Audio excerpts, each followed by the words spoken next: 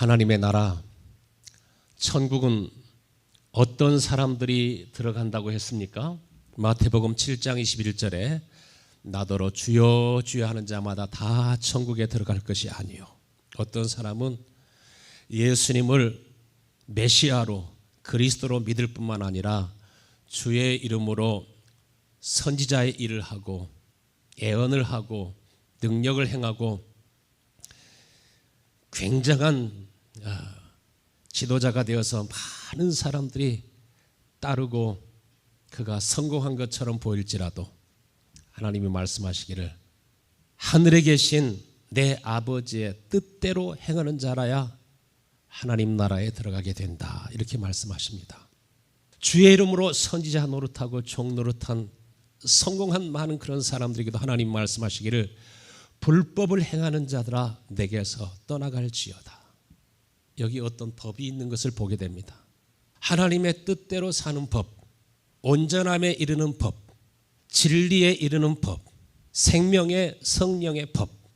성령으로 거듭 태어난다고 하는 것은, 구원을 받는다고 하는 것은 다른 말로 하면은 이제는 하나님을 기쁘시게 하고 하나님의 뜻대로 사는 사람이 된다는 것입니다. 그러나 내가 구원받았다고 하지만, 목사요 장로요 집사라고 하지만은 하나님의 진리의 말씀을 깨닫지 못하면, 하나님을 기쁘시게 하는 법과 진리를 깨닫지 못하게 되면, 이스라엘이 그렇게 성경을 많이 알고 바리새인들이 그렇게 하나님에 대해서 열심히 있지만 하나님의 뜻과는, 하나님의 말씀과는 정반대의 길을 걸어가는 것을 보게 되지 않습니까? 누가 예수님을 십자가에 못 박았습니까? 하나님께 열심히 있는 사람들이 그렇게 한 것입니다. 성경을 모르는 사람들이 한 것이 아니라 성경을 가장 잘 안다고 하는 사람들이 그렇게 한 것입니다. 예수님께서는 누구든지 하나님의 뜻대로 행하는 자가 내 형제요, 내 자매요, 내 어머니시라. 진짜 우리가 하나님의 자녀가 되었다면, 진짜 우리가 예수님이 주시는 생명이 있다면, 이스라엘에게 예수님께서 진짜 너희들이 아브라함의 후손이었다면, 하나님의 백성이었다면 너희들은 나를 알아보게 되었을 것이고 너희들은 나를 사랑하였으리라. 여러분 모두가 다 하나님이 인정하시는 사람이 될 수 있게 되길 축원합니다. 하나님이 쓰시는 사람이 되기를 갈망하실 수 있게 되길 바랍니다. 인간은요, 두 개의 몸이 있습니다. 하나는 이 육체의 몸이요, 하나는 영의 몸입니다. 우리에게는 지성도 있고 감정도 있고 의지도 있지만은 이것은 혼이라고 말합니다. 인격이라고도 말하죠. 이 인격은 육체의 소욕을 따라서 육체의 지배를 받을 수도 있고 또 영을 따라서 성령의 지배를 받을 수도 있습니다. 이 육신의 몸은 다 사용할 수 있는 기간이 정해져 있습니다. 건강해도 70, 강건하면 80. 사람은 누구나 다 늙고 병들고 죽음에 이르게 되어 있습니다. 한 번 죽는 것은 하나님이 정하신 것이요, 그 후에는 심판이 있다고 말씀하신 것처럼 하나님이 정해놓으신 인간의 죽음은 사람이 바꿀 수가 없습니다. 육체는 살아있어도 영혼이 죽어 있으면, 영혼이 깨어나지 못하면 하나님과 하나 되고 싶어도 하나가 되지를 않습니다. 하나님의 마음을 알 수 없습니다. 하나님의 생각을 알지 못하고 뜻을 알지 못하고 하나님을 또한 기쁘시게 할 수도 없습니다. 창세기 6장에 보면은 네피림들이 나옵니다. 사람의 딸들의 아름다움을 보고 그들이 아내를 삼습니다. 서로 DNA가 서로 섞이고 다른 종이 나오게 되는 것을 봅니다. 창세기 6장 3절의 말씀을 보면은 여호와께서 이르시되 나의 영이 영원히 사람들과 함께하지 아니하리니 이는 그들이 육체가 됨이라. 사르크스, 완전히 이 육체가 됐다고 하는 것은 육신의 소욕과 이 본능은 끊임없이 하나님의 뜻을 반대하고 하나님의 뜻을 거스리면서 살고자 하는 죄의 욕망이 있습니다. 육체가 되어버렸다고 하는 것은 겉으로 볼 때는 사람인데 하나님을 인식할 수가 없습니다. 하나님과 교제가 이루어지지 않습니다. 그렇기 때문에 절대로 하나님의 말씀대로 살아갈 수도 없고 하나님의 뜻대로 살아갈 수도 없고 하나님을 기쁘시게 할 수도 없습니다. 육체가 되어버린 인간을 어떻게 합니까? 하나님께서 아껴보지 아니하시고 거기에는 은혜도 없습니다. 긍휼도 없습니다. 홍수로 모두 다 하나님이 심판하시는 것을 보게 됩니다. 육체가 되었다고 하는 것은 짐승 같은 인간, 소나 돼지에게 아무리 하나님의 말씀을 전해도 예배하는 법을 가르쳐도 그들이 할 수 있겠습니까? 흉내는 낼 수 있을지 몰라도 마음으로 예배할 수는 없습니다.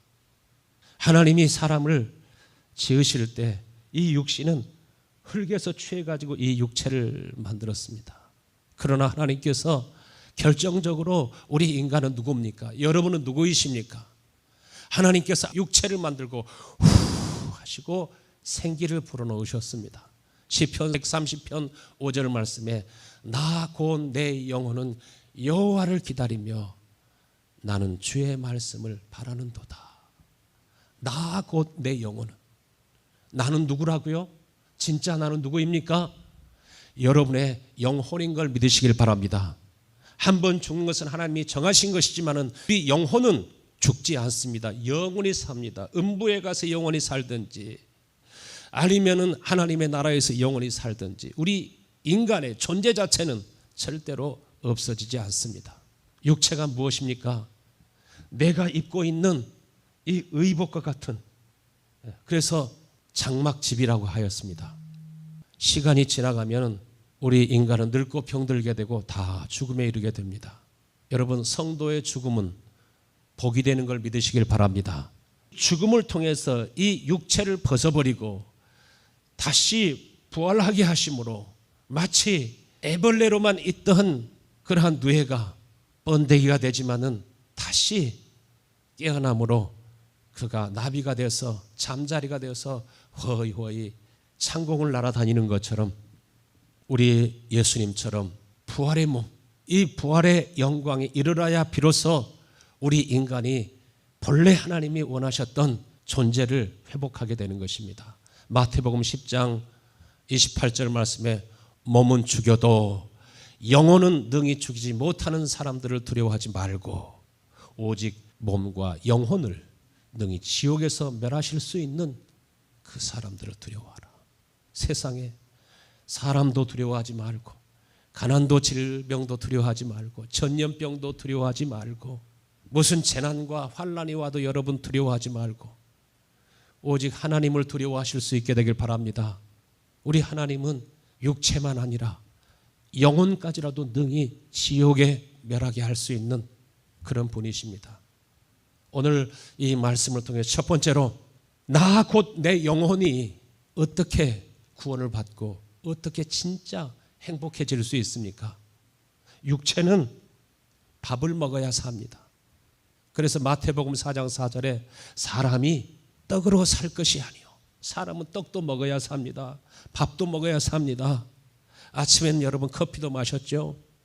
커피도 먹고 우리가 하루에 먹는 것이 얼마나 많습니까? 우리가 더 잘 먹기를 원하고 더 양질의 좋은 음식을 먹기를 원하지만 그러나 진짜 여러분의 영혼은 떡으로 사는 것이 아니라 무엇으로 산다고요? 하나님의 입으로부터 나오는 모든 말씀으로 산다 이렇게 말씀하셨습니다. 하나님의 입으로부터 나오는 말씀이라고 하는 것은 단순히 성경 말씀만 가르쳐서 말하는 것이 아닙니다. 설교를 가르쳐서 말씀하시는 것만 아닙니다. 더 중요한 요소가 있습니다. 나 곧 내 영혼은 누구를 바라며? 하나님만 바라며 나 곧 내 영혼이 여호와를 기다리며 나는 주의 말씀을 바라는도다.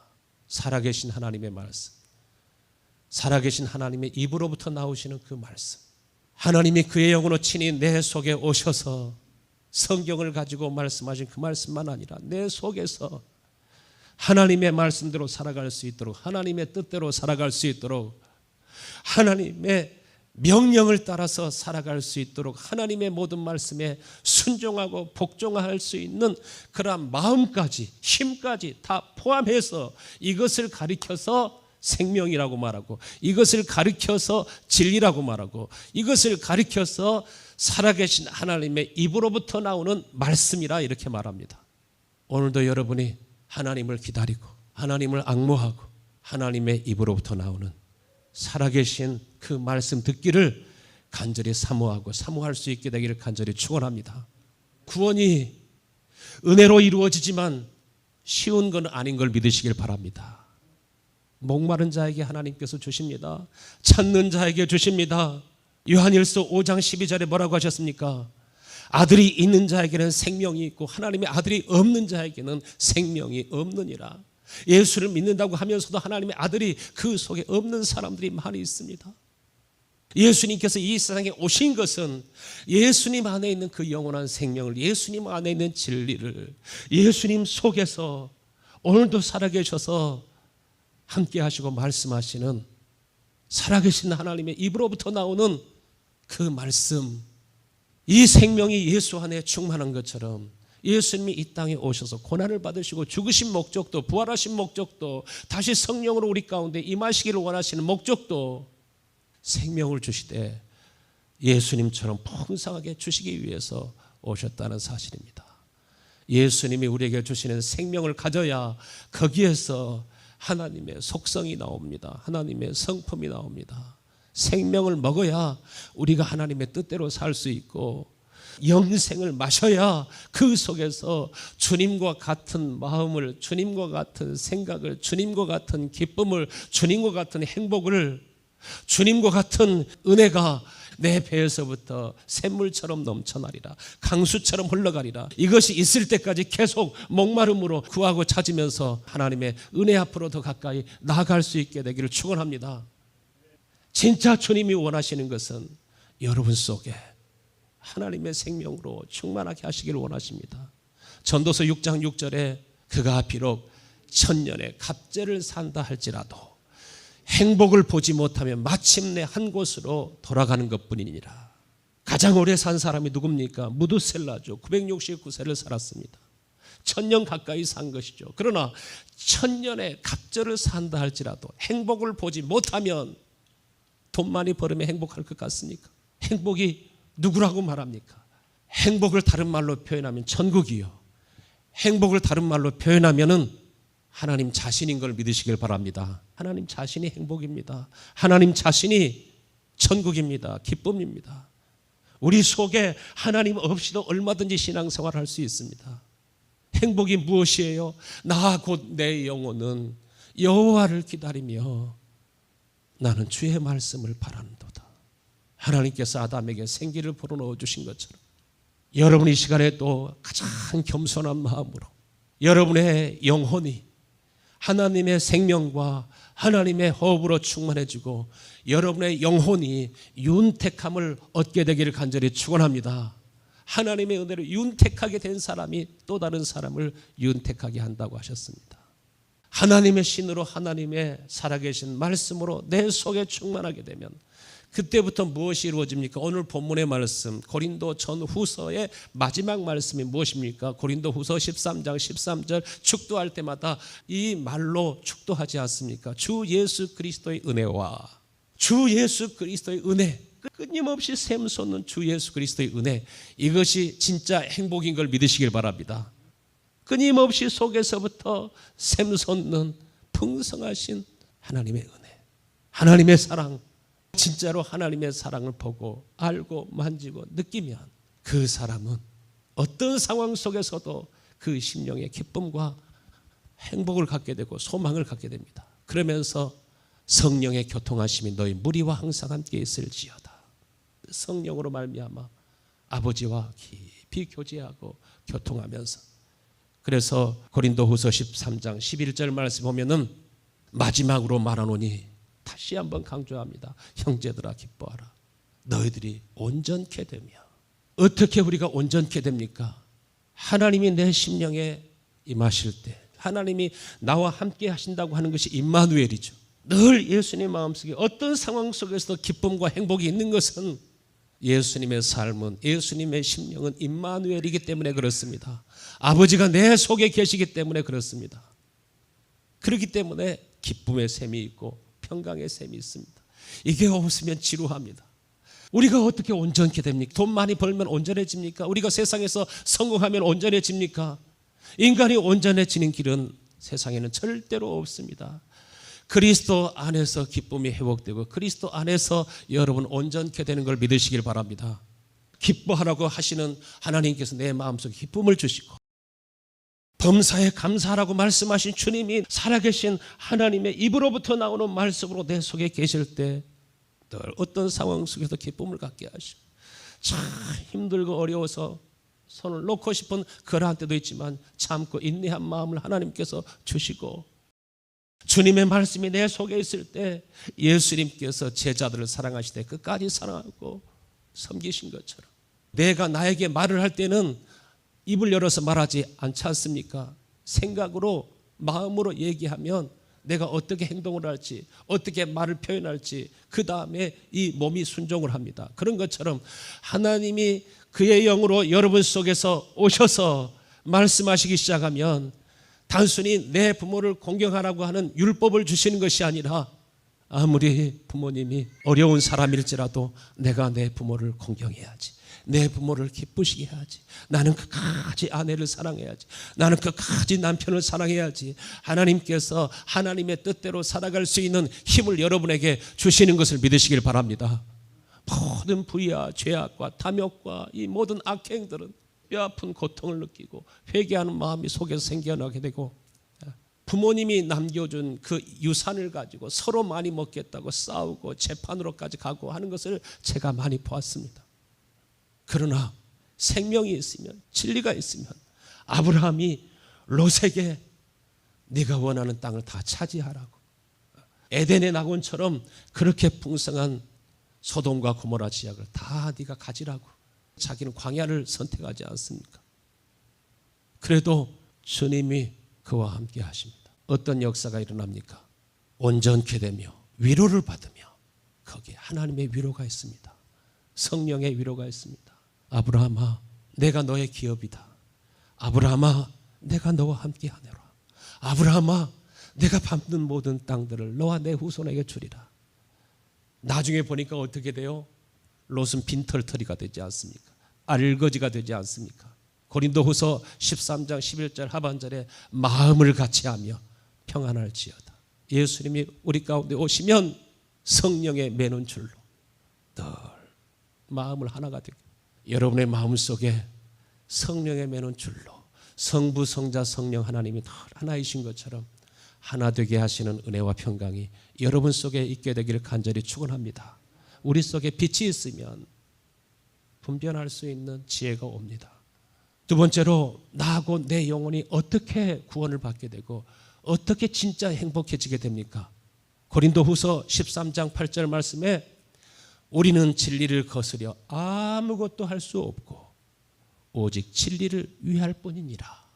나는 진리를 떠나서 아무것도 할 수 없다고 말하는 것은 예수님께서 나는 아버지를 떠나서 아무런 일도 할 수 없다. 내가 나에게서 나타나는 모든 기사와 표적은 하나님이 나와 함께 하심으로 말미암은 것이었다는 것입니다.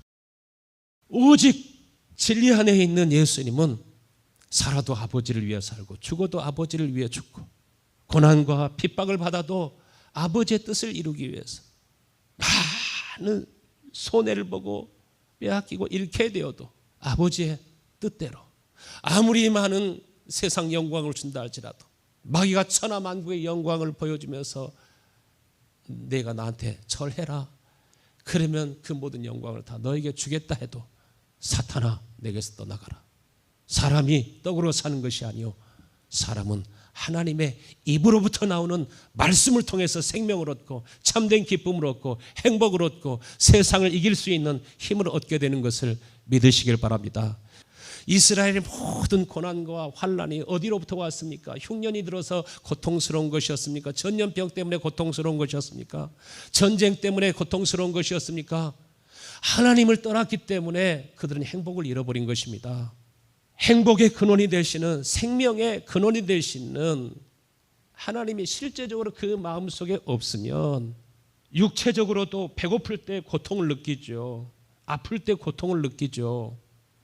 우리 머리를 보면은 뇌의 중심부 사진을 한번 보면은 편도체라고 하는 부분이 있습니다. 그 부분에서 모든 고통을 느낍니다. 그래서 수술을 할 때 신호를 전달하는 이 신경을 마취시켜 버리면은 이빨을 뽑아내고 썰고 갈고 막 해도 한잠 자고 일어납니다. 어떤 사람은 마음의 고통을 잊으려고 술을 마시기도 하고 마약을 하는 사람도 있지만은, 그러나 이 진짜 고통은, 인간의 고통은 무엇이 느끼느냐면은 우리의 뇌의 편도체가 느끼는 것이 아니라 내 영혼이 그것을 느끼는 것입니다. 그래서 근심이 있을 때, 염려가 있을 때, 슬픔이 있을 때, 두려움이 있을 때, 누가 두려운 거냐면 내 영혼이 고통스러운 것입니다. 그래서 사람들이 너무나 고통스러울 때 목을 메어서 자살을 하는 사람도 있고 물속에 빠져 죽는 그런 경우도 있지만은, 그러나 그것으로 고통이 없어집니까? 어리석어서 몰라서 그렇지. 그러나 그 고통을 자기 영혼이 그대로 지고 있기 때문에 결국 멸망하게 됩니다. 고통을 없애주는 약인 줄 알고 먹었는데, 고통이 없어지는 줄 알고 내가 스스로 죽었는데, 제가 그런 말을 많이 들었어요. 내가 목사님 말씀을 들었어야 되는데, 그때 내가 듣지 않고 행하다가 내가 이렇게 낭패를 당했습니다. 예수님께 가장 큰 고통이 무엇이었습니까? 여러분에게 진짜 고통은 무엇이어야 될까요? 예수님이 30세의 그 건강한 몸이 채찍으로 맞아서 갈기갈기 찢어졌습니다. 살아있는 채로 십자가에다가 매달았습니다. 예수님이 십자가에서 당하신 그 고통이 얼마나 컸을까요? 예수님이 가장 고통스러운 것은 채찍질 당하는 것도 아니었습니다. 침뱉음을 받는 것도 아니었습니다. 십자가에 매달리는 것도 아니었습니다. 나의 하나님, 나의 하나님, 어찌하여 나를 버리시나이까? 아버지와 잠시라도 단절되는 그 시간이 예수님께서는 가장 고통스러운 것이었습니다. 진짜 주님을 목말라 사모하실 수 있게 되기를 축원합니다. 미국의 최고 유통업체 중에 하나인 월마트, 월튼 가문의 재산이 1분마다 얼마나 늘어나는 줄 아십니까? 1분마다 7만 달러, 하루에 1억 달러씩 이렇게 늘어난대.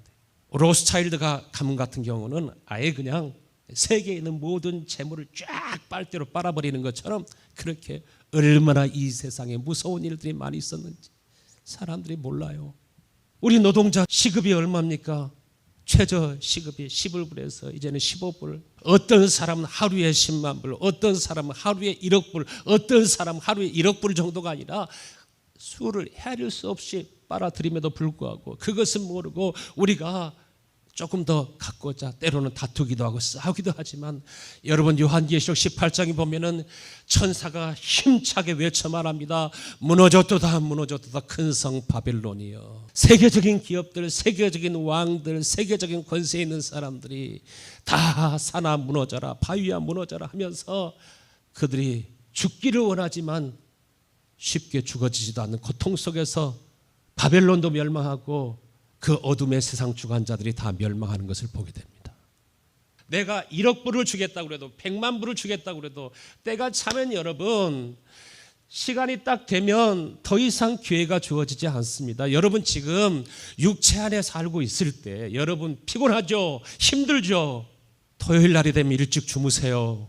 그러나 최상의 컨디션과 최상의 그러한 마음을 가지고 하나님 앞에 와서 신령과 진정으로 내가 하나님 앞에 예배하겠다고 마음에 결심하고 한번 준비해 보십시오. 왜 하나님이 여러분의 마음을 열어서 은혜를 주시지 않겠습니까?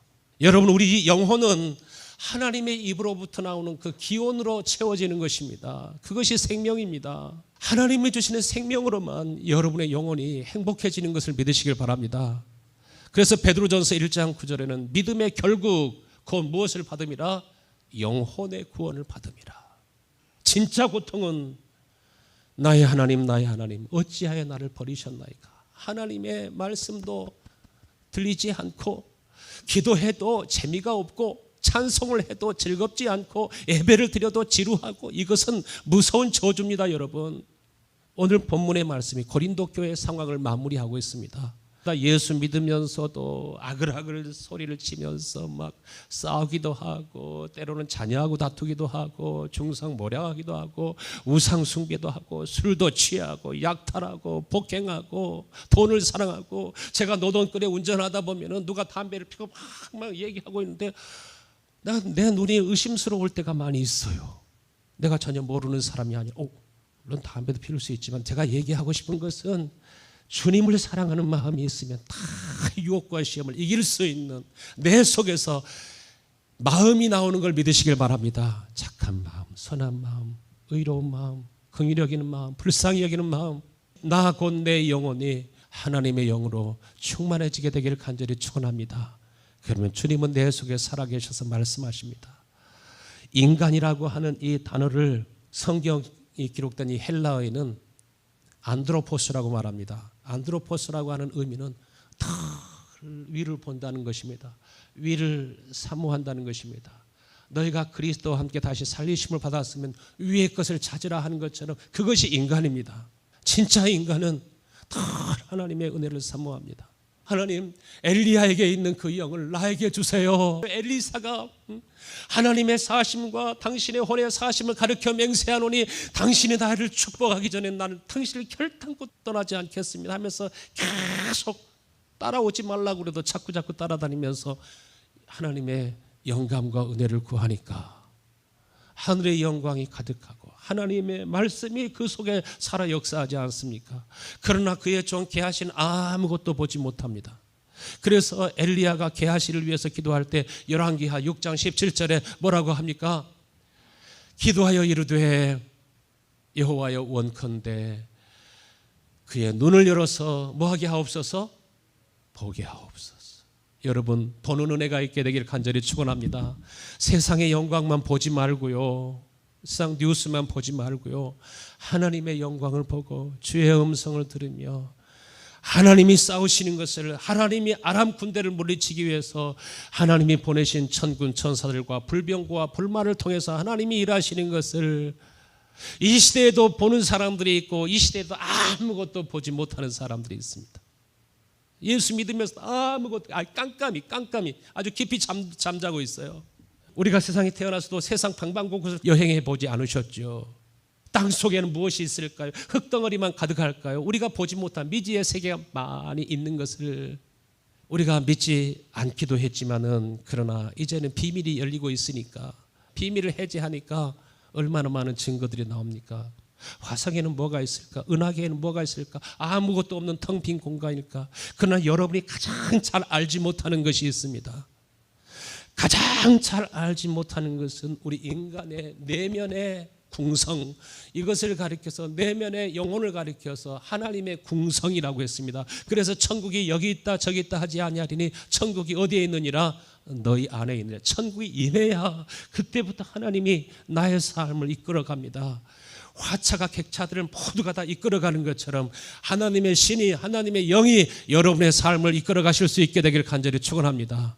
비록 우리가 육체는 월세집에 살고 있다 할지라도, 집 한 칸 내 이름으로 갖지 못했다 할지라도, 그러나 주님이 내 안에 계셔서, 오늘도 주님이 살아계셔서 내 속에서 말씀하시고 일하기 시작하면 악한 마음, 이기적인 마음, 탐욕과 탐심, 의심하는 마음들은 다 멀어지고 여러분 마음속에 하나님의 은혜로 여러분의 영혼이 윤택해질 수 있게 되기를 간절히 축원합니다.